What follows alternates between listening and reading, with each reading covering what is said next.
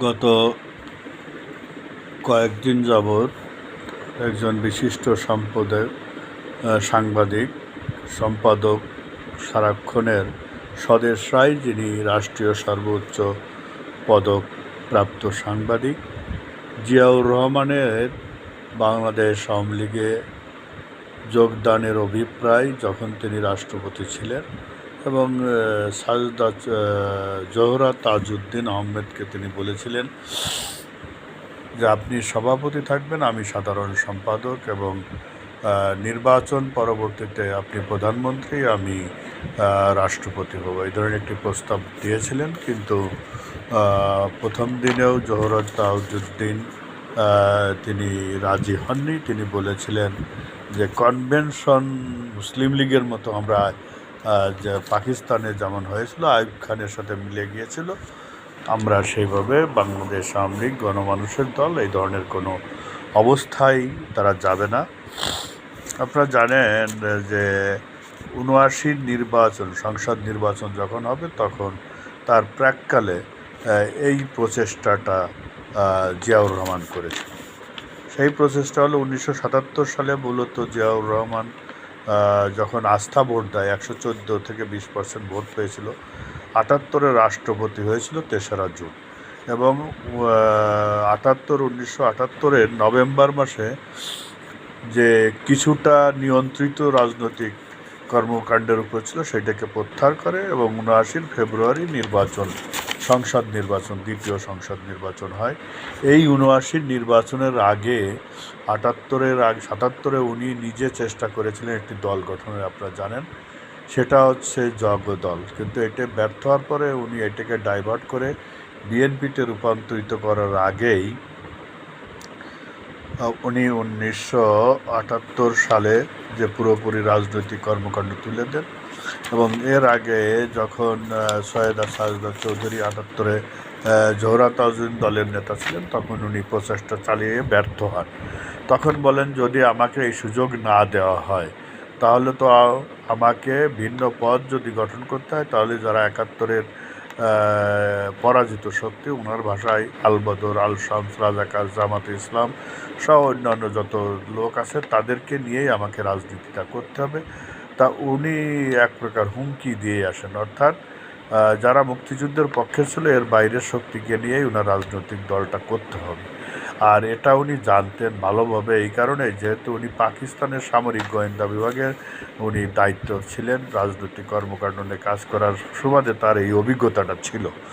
ফলে এই ৭৮ সালের যখন উনি আওয়ামী লীগের সাথে যোগাযোগ শুরু করেন, তখন উনি একজন বিশিষ্ট সাংবাদিককে, দাউদ খান, তার কথা এসেছে, মজলিসকে দায়িত্ব দেন যে ওরা যেহেতু আওয়ামী লীগ নির্বাচনে অংশগ্রহণ করতে চাচ্ছে না, তা এই বিষয়ে তাদের যেহেতু মিটিং আছে, কাউন্সিলে কী ধরনের সিদ্ধান্ত হয় আমাকে খোঁজখবর জানাবা। তখন দাউদ খান মজলিস এই বিষয়টাই সে সাহায্য নেয় এম.এ আক্তার মুকুলের, যেহেতু তার আওয়ামী লীগের সাথে খুব ঘনিষ্ঠতা ছিল, যাতায়াত ছিল। তখন দেখা যায় যে আওয়ামী লীগ জোহরা তাজউদ্দিন সহ যারা নির্বাচনের বিপক্ষে তখন অবস্থান নিয়েছিল, যে আমরা ৭৯ সালে নির্বাচনে যদি আমরা অংশগ্রহণ করি, তাহলে জিয়াউর রহমানের বৈধতা দেওয়া হবে, অত অংশগ্রহণ করা যাবে না। কিন্তু সেদিন আব্দুর রাজ্জাক সহ অনেকের তুমুল বিরোধিতার মুখে, এবং আব্দুর রাজ্জাক যুব সমাজের মাঝে তার একটা গ্রহণযোগ্যতা ছিল, সে সামহাও এই নির্বাচনের পক্ষে অবস্থান নেয়, এবং ওই মিটিংয়ে সেটা পাশ হয় যে আমরা নির্বাচনে অংশগ্রহণ করব। এবং এই খবরটি মূলত জিয়াউর রহমানকে এই দাউদ খান মজলিস এবং এম.আর আক্তারকে সাথে নিয়ে যে দেয়, তখন তাদের ভাষায় তারা রুমের মধ্যে পায়চারি করতেছিল, জিয়াউর রহমান হাঁটাহাঁটি করতে খবরটা দেওয়ার পরে বললো যে আমার এখন শরীর থেকে জ্বর নেমে গেল। তো মূলত হচ্ছে জিয়াউর রহমান জানতেন যে আওয়ামী লীগকে বাদ দিয়ে যতবার নির্বাচন করার চেষ্টা করা হয়েছে, সেই সরকারের পতন ঘটেছে, এটা তার অভিজ্ঞতার মধ্যে ছিল, এবং রাজনৈতিক কর্মকাণ্ড গোয়েন্দা বিভাগে থাকার কারণে তার এই অভিজ্ঞতাটা ছিল যে আওয়ামী লীগকে বাদ দিয়ে নির্বাচন করলে সেই নির্বাচিত সরকার বেশি দিন টিকানো যাবে না। মূলত এই কারণেই উনি আওয়ামী লীগকে নির্বাচনে আনতে চেয়েছিল। এইটা আছে মূলত বিষয়। আর উনি কিন্তু পূর্ণাঙ্গ যে কথাটা আমি বললাম যে রাজনৈতিক কর্মকাণ্ড পরিচালনার সুযোগ দিয়েছিল মূলত সায়েম, রাষ্ট্রপতি সায়েম যখন রাষ্ট্রপতি ছিলেন তুমি তখন ওই যে ইতিপূর্বেকার মুস্তাকের যে রাজনৈতিক কর্মকাণ্ড নিষিদ্ধ ছিল পরিচালনা করার সমগ্র সেইটাকে উনি রাষ্ট্রপতি হওয়ার পরে ৭৬ সালে এই ঘরোয়া রাজনীতি বা সীমিত আকারে রাজনৈতিক কর্মসূচি পালন করার সুযোগ দেয়।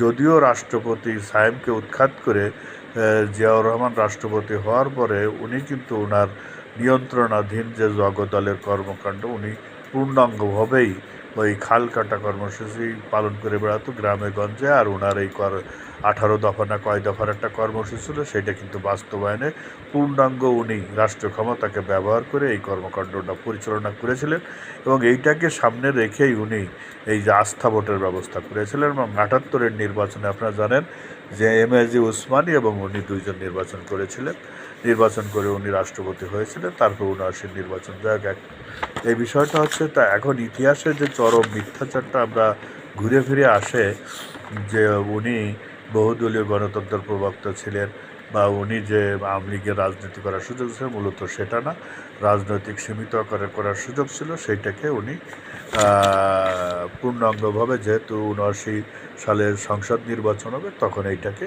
তবে উনি যে কাজটা করেছিলেন সেটা হচ্ছে নিবন্ধনের ব্যবস্থাটা জারি করেন। প্রথম স্বাধীন বাংলাদেশে যে রাজনীতি করতে হলে নিবন্ধন করতে হবে এটা, তো সেই জায়গাটা উনি আওয়ামী লীগের পুনর্জন্মও দেয়নি, কিছুই করে নাই। কারণ গতকালকে একটি আলোচনায় বলেছিলাম যে ২০শে আগস্ট ১৯৭৫ এই যে বাকশাল গঠনের যে অর্ডিন্যান্সটা এটা মূলত মুস্তাক সাহেব বাতিল করে সকলকে রাজনীতি করার সুযোগ করে দিয়েছিলেন। যদিও মুস্তাক ৭১-এর পরাজিত শক্তিকে সরাসরি রাজনীতি করার সুযোগ দিন, এই সুযোগটা জিয়াউর রহমান দিয়েছিলেন।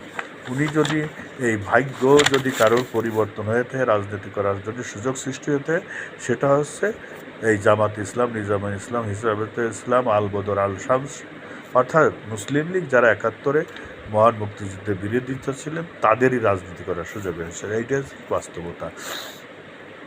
আর যেহেতু এই গবেষণা বা তৎক্ষণকার ইত্তেফাক পত্রিকায় প্রকাশিত হয়েছিল যে জিয়াউর রহমান সৈয়দা সাজদা কৃতকায় জোহরা তাজউদ্দিন সাহেবের সাথে দেখা করে আওয়ামী লীগের যিনি আহ্বায়ক ছিলেন তার সাথে দেখা করেছিলেন এবং উনি অভিপ্রায় ব্যক্ত করেছিলেন, কিন্তু উনি ওনার জীবিত অবস্থায় বিরোধিতা করে নাই, বিএনপি কোনোদিনও বিরোধিতা করে নাই।